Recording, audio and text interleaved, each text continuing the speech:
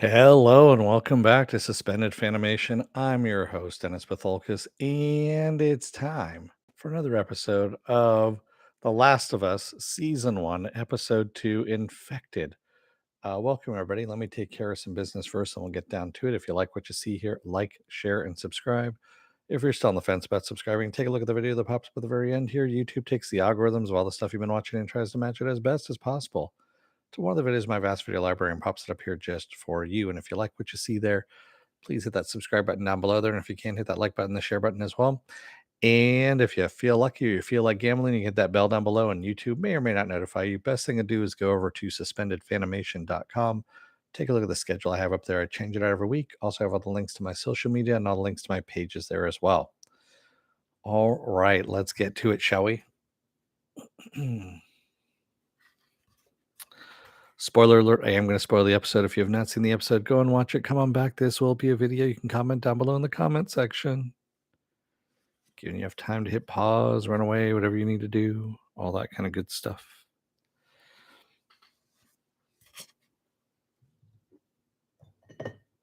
All righty.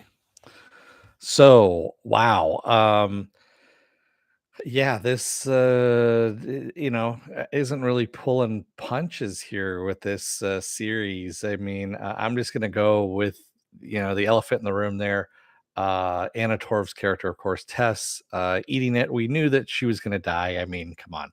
I haven't played the game, and even I know that Tess doesn't survive. So yeah, the we spent a good majority of the episode of them worrying about Ellie, changing for her turning because of course she's tested positive for the virus or whatever, being bitten.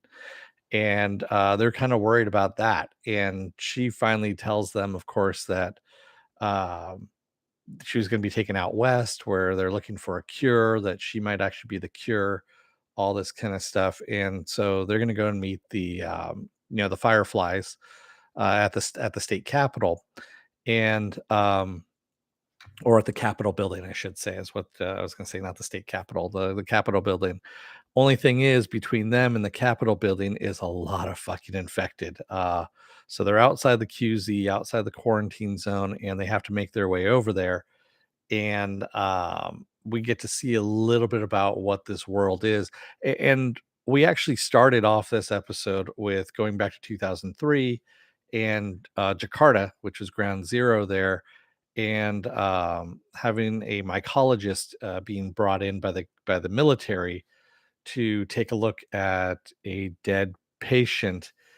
And she basically tells the minister, she tells the military guy, he asks her, what should we do? Where's, can we get a vaccine? Is there something that can help us? And she goes, there's no vaccine. There's nothing that we can do. She goes, what you should do, bomb the fucking city. She goes, now just take me home to my family so I can be with them one last time. And that's pretty much what they decided to do, is bomb, the cities as much as possible without to contain the spread. But of course, it doesn't work. We know this because 20 years later, everything's gone to hell in a handbasket. Um, it was kind of weird because when she's actually, sitting there and shaking, and you see that teacup shaking and rattling, I knew exactly that she was going to say, fucking bomb everything, just burn it down to the ground. I mean, you had 14 people that disappeared. No one knows, how the worker got bitten. You don't know how many other people have been bitten at that point. So at that point, it's so unknown that, yeah, the only thing you could do is just burn it down and hopefully, hope for the best at that point. Penn says, I love the opening sequence. Of virologist was so calm. Wasn't a virologist, she was a mycologist. She actually has experience with fungi. So that's why they brought her in, was she was looking at fungus, and that's why she was saying fungus cannot exist in humans. So a little fun fact in the science, they said it actually in the last episode, in the first episode, was that because of our body temperature, fungus cannot survive. There are some funguses which can, like athlete's foot and all that kind of stuff, that kind of lives on the outside. But for the most part, the stuff that takes over, like the insects and things like that, The reason why it takes over certain insects is because they don't have the same body temperature like we do, and two, those certain fungus are actually genetically modify or they've genetically evolved to just attack those species. They attack like ants or they attack grasshoppers, and that's how they spread. It's a really weird thing. I actually was reading into it a little bit last week, and it's interesting. It's a very interesting study that they can go there. So yeah, it was very interesting. But going back to um, what happens, so of course, the trio are trying to make their way across to the Capitol building. Now they have to cross through the museum, and I guess the museum's not a great place to cross. And as we see when they get inside the museum, um, we have is a major character going to die in every episode? I don't think so, Penn, but possibly. I don't know. I think just the guest stars are going to die because Anna Torv was just a guest star, is what they said in that one. Um, so as they're making their way through the museum, of course, they run into some what are called clickers, which are blind. They actually hunt by hearing, and so of course they're trying not to make any sound, but that doesn't work. And there's two of them, and both Joel and Tess are just horrible shots. Obviously, they're aiming for the body instead of the head. And even when you shoot them in the head, it doesn't seem like they're going down all that easily either. Um, they end up taking out both of the clickers, and of course, Ellie has been bitten again. And she goes, "Well, if anyone got bit, I'm the best one to get bitten because I've been bitten before." And as they make their way across, you know, once they get to the Capitol building, they find out that they're pretty much fucked because the Fireflies had gotten attacked as well. One of them got infected, and everyone's dead. So their rendezvous is gone. They're not getting their battery that they need, and Tess has been bitten. Tess finally gets Elliot says or reveals that Tess has been bitten, and as a result of them going into they kill another one of the infected fireflies wakes up and Joel kills it, and that of course sets off the tendril out to all the infected that are outside, and they come running for for the Capitol building at that point. So Tess makes her sacrifice where she dumps out all the gasoline, throws grenades on the ground. I was the one thing I was wondering at this point was why didn't Joel grab some weapons before he left? He could have grabbed some ammo. He could have grabbed some grenades, something like that to help him along the way, but he didn't grab anything at all. He just ran with Ellie. Um, and that we're going to talk about the kiss here for a second too. So with Tess trying to light the lighter, as the infected are swarming into the Capitol building there, and they don't rush her. They don't, go right after her. And I don't know if it's because she's infected already and she's getting ready to be taken over, but one of them comes up to her and you see the tendrils come out of his mouth and he kisses her. It's kind of not really a kiss, it's the tendrils going into her mouth. I don't know if it's to accelerate the process or what it is. We see that she was already kind of twitching to begin with, but is this I don't know. It was kind of a weird thing. If you watch the after the episode, the little vignette that they do, the talking about the episode, it just seemed like a weird scene, quite honestly, and I don't know where to go with that one. It just a lot of people are talking about it online right now, that it was a weird scene. Why did they do that? Why didn't they just have, and yes, it is a little bit different than the zombie attack where the zombies are rushing at whoever is there, or even when you have in the zombie movies, you had sometimes someone's been bitten, and as the zombie horde are running in, and that person is left behind to sacrifice themselves, uh, the zombie horde stops because that infected person is one of them at that point. We've seen that as well. So this is a little bit of a different twist, I guess, on that version of it. I mean, she does end up lighting the lighter finally and dropping it and blowing the shit out of the Capitol building and taking, a good portion of the infected with her. But yeah, that was just a weird ass scene. It really was. So she, Tess told Joel to get him to Frank and Mike's, I believe it was. But he has to get basically he has to get Ellie out to the guys that he knows. Basically, that was the people that were on the other end of the radio. Um, Yassi Sufi says zombies are so Guillermo del Toro esque. Well, that's from the video game. Yassi, that's where they're taken from. They're taken directly from the video game. Um, they even say in the little thing that happened after the credits that they modeled it exactly after the video game. They did a couple of hundred sketches, brought in the guys who had actually modeled the video games, and they tweaked it just a little bit, but not a lot, so that people who played the game go, "Yep, that's it. That's what we're looking at." So the staircase scene was the staircase scene was tense. You never knew if they were going to step on a tendril and activate people or what was going to happen.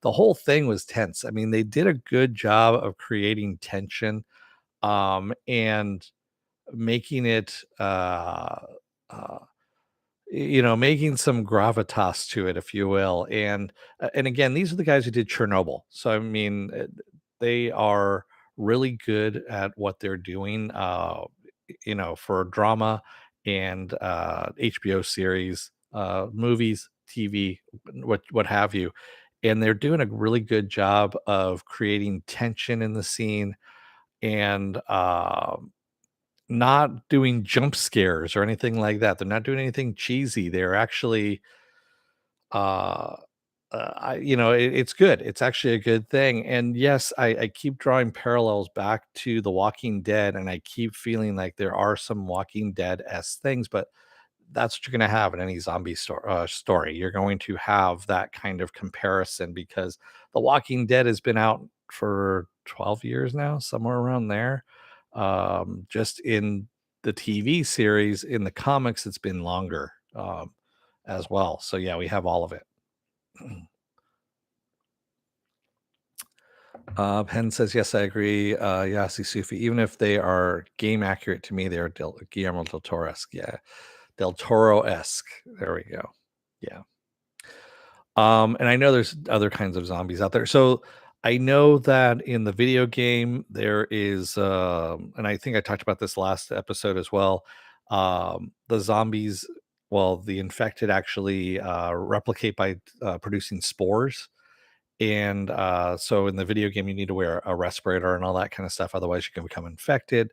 But they're not doing that in the series. They're not going to do spores in the series because they said it's just kinda hard to do with people wearing masks all the time. So, the infected are actually gonna be, either bites, saliva, those tendrils, all that kinda stuff. That is how they're going to, get people there.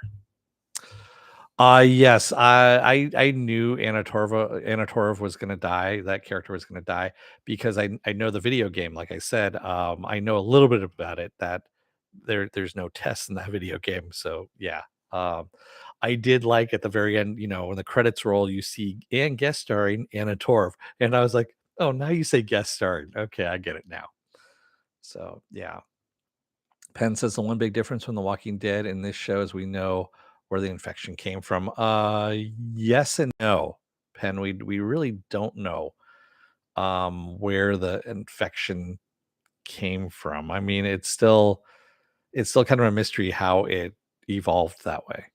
So, but we do know that it comes from, fungus, the fungus among us. And so that's this show is actually really well done. They're doing a good job of this. And again, yes, in the flower, she was saying, well, it could have been in the flower, but we don't know. We just know that it was in a flour and grain factory that this woman got bit. Now, did it actually originate there? We don't know. We don't know if the person who bit that woman was patient zero, or were they, someone who had been bitten by someone else. And I agree with you. Yes, the second episode was fire. It was really good. So this is a great example of, firing on all cylinders out the gate. The first two episodes really, really well done, drawing you in. The first episode, you kind of set up the world a bit. And then in the second episode, you show what the dangers are, even if it's a minute portion of the dangers. And you're kind of getting introduced. And again, this is like a video game too. When you're first starting to play the video game, you get the world set up for you. Then you get introduced baby steps, of course. Sometimes you start off with a knife, sometimes you start off with a handgun, and then you build up from there. So, and then of course the stakes get more and more and more, which I'm pretty sure we're going to see that as we go along here. So I saw that Nick Offerman is in the next episode. If you saw the trailer at the end of the credits there, and we're going to get some more backstory as to how Joel has met these guys, which is uh, Frank and Mike, I think is what it is. But we saw that whole interaction as well, so that's going to be pretty good. Looking forward to next week's episode. Very much so. This is a good series. This is a good series so far. It could have honestly gone the other way completely. Video game adaptations are really tricky, and this one's looking so good so far. I mean, 2 episodes in, and I forget how many we have here. Let me take a look at IMDb really quick, and we can see 9 episodes. So we have 9 episodes to look forward to here. So yeah, we got 7 more episodes left. Yeah, good stuff. What else do I have going on for the rest of this week? Tomorrow I'm going to be off. Wednesday is going to be another episode of The Bad Batch. Thursday I'm going to be off. Then Friday will be another episode. Well, actually, it's going to be 3 episodes, episodes 4, 5, and 6 of The Legend of Vox Machina, which is another great series going on there. The Legend of Vox Machina is good. Then I'm going to be off for the weekend, and I'm not going to do Saturday morning blast off. The weekends are just kind of shot for me now at this point. And then I'll come back around next week to another The Last of Us at that point. Penn says, as much as I want more, I'm so glad they didn't drop all the episodes at once. Me too. I mean, um, a lot of people are starting to come around now to the weekly drops of episodes, being the longevity of a series, drawing viewers in. Yes, I know there are still a lot of people out there who just want it now, and they want their binge watching. Binge watching just hurts streamers, the streaming, I should say, like Netflix, Amazon, all that kind of stuff, because you don't get the longevity out of the series. You don't get the word of mouth of the series. You don't get an audience built off of, uh, unless it's something really, really good, that people are going to, pass on. It's not going to happen. It's few and far in between.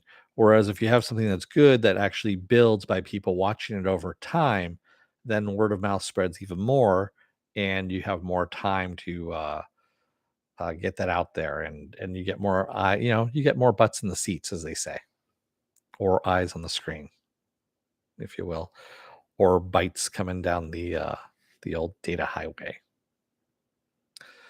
Yasi says, I try not to binge even the Netflix shows. Yeah, I'm not good at that. Sometimes if there is a good Netflix show, luckily they're they're few and far in between. But yeah, I just started watching The Imperfects is what it's called. It came out last year, 2022, and it's okay. It's kind of if anything, it feels like a throwback to an 80s, 90s show. Uh, on NBC sci-fi 80s, 90s show. That's what it kind of feels like to me. But yeah. Yeah, especially if you don't really have, if you're just kind of want to relax and you just throw something on, and then it's easy to binge. So, With that said, I'm going to let you guys go for the night. I want to thank everyone who joined me tonight in the chat, and thank you if you made it this far in the video. If you're still on the fence about subscribing, take a look at the video that pops up at the very end here. YouTube takes the algorithms of all the stuff you've been watching and tries to match it as best as possible to one of the videos in my vast video library and pops it up here just for you. The Mandalorian returns March 1st, Yasi. If you go over to suspendedfanimation.com, not only can you see my schedule where it's at, you can also see what's up next for the future. Under the schedule, I have future stuff up there as well. So that's over at suspendedfanimation.com. Also, I have all the links to my social media there and all the links to my pages there as well. So, with that said, and I will be covering The Mandalorian, of course. I've been covering The Mandalorian since season 1, so why stop now? Because I actually like The Mandalorian. I know there's people that are hating on Star Wars right now, and yeah, whatever. But some Star Wars is good, some Star Wars is meh, and there's some bad Star Wars out there as well. It's all flavors. It hits everyone there at that point. Uh, Discipline gave up the nerd in me. Yeah, no, we're all nerds here. Thank you, everyone. I will see you again on Wednesday. Until then, don't let the door hit your ass on the way out. Otherwise, you may end up stepping on that tendril that just activates an entire hive, and you better just fucking run. Thanks, everybody. I will see you again on Wednesday. Stay safe, be well, take care, wear those masks, get those vaccine shots, get the boosters as well. It doesn't worry about the boosters. And I will see you again on Wednesday.